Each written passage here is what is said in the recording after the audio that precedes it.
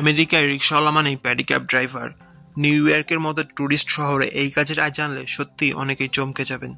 মূলত Times square, central park আর Manhattan এই জায়গাগুলোতেই প্যাডিক্যাবের চাহিদা সবচেয়ে বেশি, কারণ এখানে ট্যুরিস্টরা বারবার ছোট ছোট রাইড নিতেই পছন্দ করে।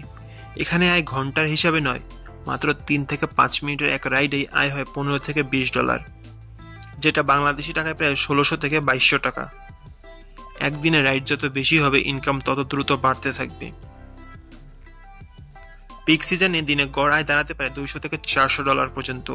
এই হিসেবে মাসে গড় আয় হয় $2500 থেকে $4200, বাংলাদেশি টাকায় যা প্রায় 2,70,000 থেকে 4,60,000 টাকা।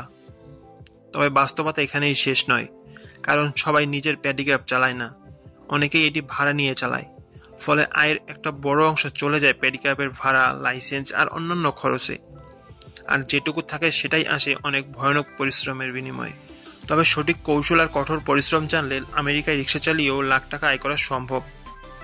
আপনার মতামত কমেন্টে জানান।